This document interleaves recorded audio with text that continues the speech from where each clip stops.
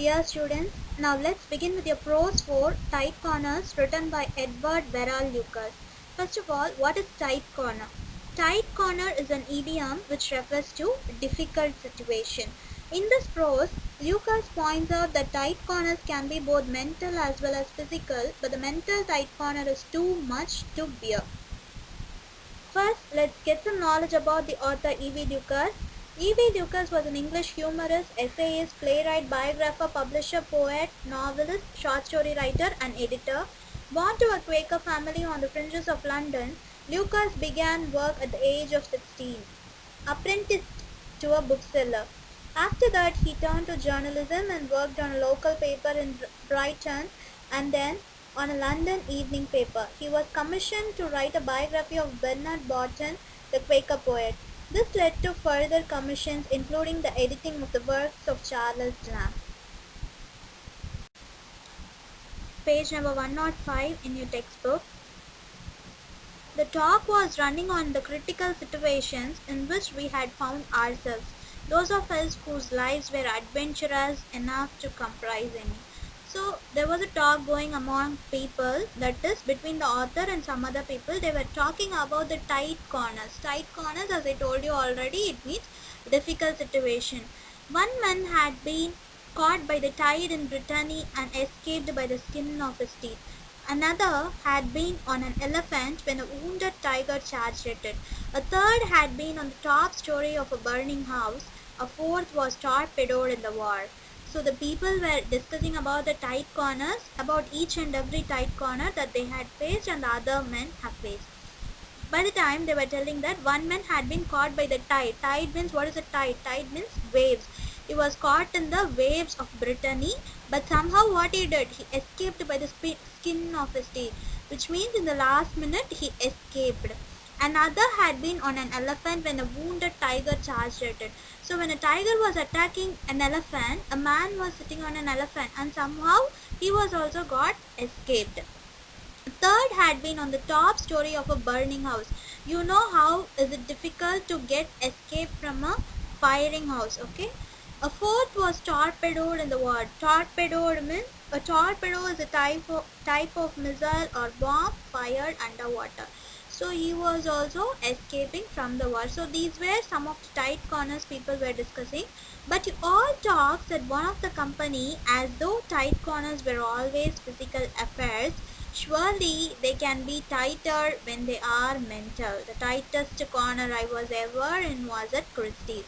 So now the author is telling that he has also faced a tight corner. You people are telling that according to you tight corner is just only physical attack, but actually that is not the truth, because mental tight corners will be more riskier than the physical one.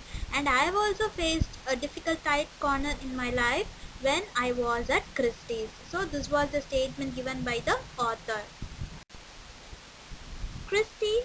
So the other one was asking, what is Christie's? So Christie's is nothing but one of the auction house where the auctions will happen. Yes, I had been lunching rather well at a club in St. James Street with an old friend from abroad, and passing along King Street afterwards, he persuaded me to look in at the sale room. The place was full. So the author is telling that he had been having his lunch at club in St. James Street with an old friend who had arrived from abroad, and they were passing along the King Street after that. By the time, what did his friend do? His friend who was from abroad made him to look in into the sale room, which means that auction room, it was completely crowded. They were selling Barbizon pictures and getting tremendous sums for each. 2,000, 3,000 for little bits of things. Forest scenes, pools at evening, shepherdesses, the regular subjects. So, what was happening in that auction house means, they were selling the Barbizon pictures. Barbizon pictures means the pictures painted by the French landscape painters. Those pictures are called as Barbizon pictures. And they were making huge amount out of it. Like for simple natural scenery pictures like forest scene, pools at evening, these are all common pictures. But for even for those pictures, those paintings, they made 2,000, 3,000. The cost was very high. Nothing went for 3 figures at all. Well, we watched for a little while and then I found myself bidding 2 just for fun. So now the author has also wanted to bid. Bid means participating in that auction. He is also going to participate, but just for fun, because I had exactly 63 pounds in the bank and not enough securities to borrow 500 on. And here I was nodding away to the auctioneer like a blottocrat. He had just 63 pounds in his bank account. Okay, he did not have much money, because already we know the auction was going for 2000, 3000 and very big amount. But this author Lucas had only 63 pounds in his bank account, and he can't even borrow from any bank because they will ask for securities. He did not have even that, and he was nodding his head to the auctioneer. Auctioneer means one who was conducting the auction is called as auctioneer. He was nodding his head to him like a blottocrat. Blottocrat means a fat rich man. "You'll get caught," my friend said to me. "No, I shan't," I said. "I'm not going to run any risk." My friend who was from abroad warned me that I'm going to get caught because I did not have any money in my bank account, though I participated in that auction.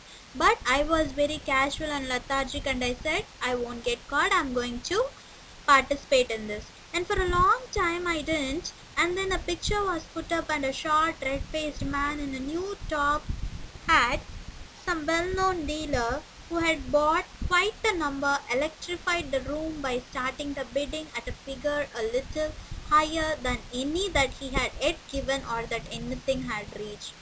So auction has got started, and a picture was put up, and they were asking who was going to get it.